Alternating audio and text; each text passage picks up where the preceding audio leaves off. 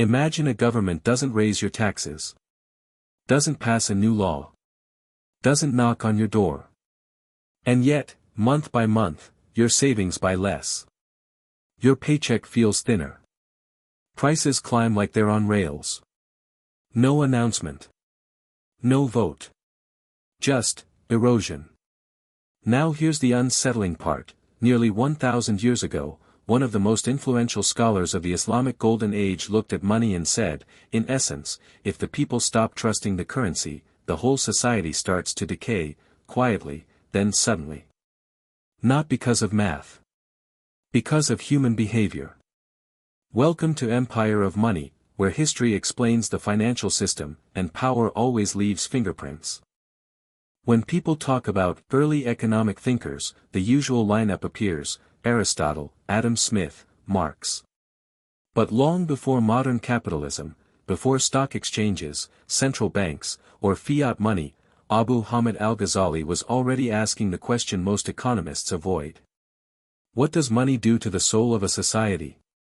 Al-Ghazali was born around 1058 in Tus, in today's Iran. He rose through the intellectual world of the Seljuk era and became a professor at the Nizamiya in Baghdad, one of the era's most prestigious institutions. But he wasn't famous because he was comfortable. He was famous because he wasn't. He lived in a world where the Islamic realm stretched across huge trade networks, from Iberia to Central Asia, dense cities, sophisticated markets, busy caravan routes, and a money economy that was becoming more complex by the decade. And he watched what often happens when commerce accelerates faster than character. People begin to treat money as a purpose, not a tool. Shortcuts start to look smart. And public trust becomes something everyone spends, but no one replenishes. Al-Ghazali's economic thinking shows up especially in discussions around how money should function in society: gold and silver coinage, exchange, trade ethics, and social welfare. His core idea is simple. Money is not the finish line. Money is the road. A road isn't valuable because it's pretty. It's valuable because it connects people, farmers to markets, workers to wages, buyers to sellers. In that same spirit, Al-Ghazali argued that when money stops doing its connecting job, when it's treated as something to worship or lock away, society starts to malfunction.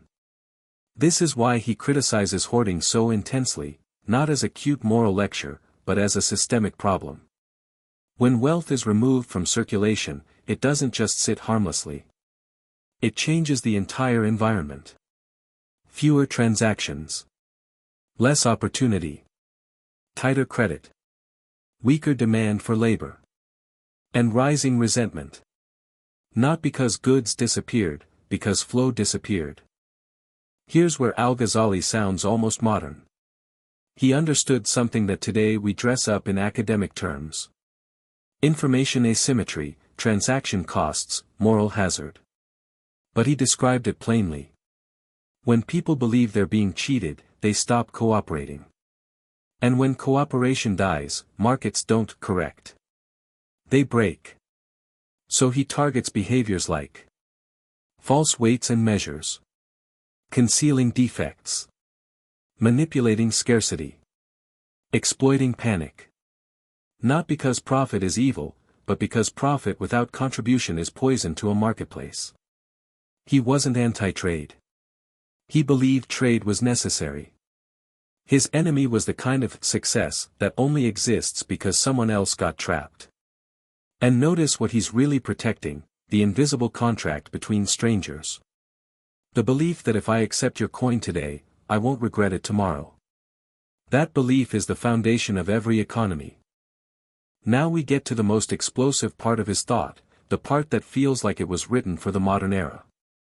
In Al-Ghazali's world, rulers could fund themselves by quietly tampering with coinage, reducing precious metal content while keeping the same face value.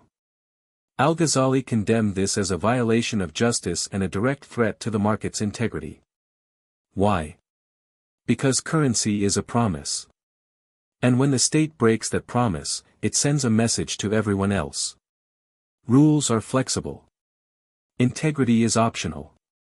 Take what you can. That's how financial corruption becomes cultural corruption. The palace sets the tone. And the marketplace absorbs it. Al-Ghazali essentially predicted a pattern we've seen repeatedly in history. The currency's quality declines, through debasement or reckless issuance. Trust declines. People protect themselves. Trade distorts. Society becomes more brittle. And eventually, people try to escape the local money altogether. This isn't ancient trivia. It's a recurring human response. Sometimes that escape looks like barter. Sometimes it looks like gold. Sometimes it looks like dollars under mattresses. Sometimes it looks like stable foreign currencies dominating local commerce. And yes, sometimes it ends in a famous disaster like Weimar Germany, where confidence collapsed and money became a race against time. That's the one modern example we'll keep on the table. But you can find similar dynamics elsewhere too. England's Great Debasement, in the 16th century, where the crown weakened coinage to raise funds, triggering distrust and inflationary pressure. The Ottoman Aki's long decline over centuries, where repeated debasements and fiscal strain changed wages, prices, and confidence in the money. Different empires. Same human reaction. Once belief breaks, the currency becomes a hot potato. And Al-Ghazali's point wasn't, money should be holy. It was, money is fragile because it's social. Al-Ghazali understood that people don't make economic choices like calculators.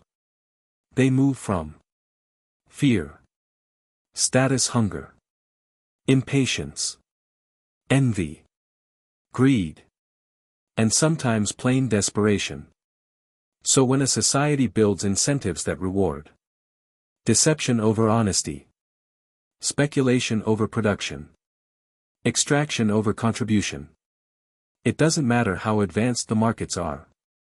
The system drifts toward instability. He treated economic health like moral ecology. If the environment rewards predation, predation becomes normal. And when predation becomes normal, collapse is not a surprise, it's a schedule.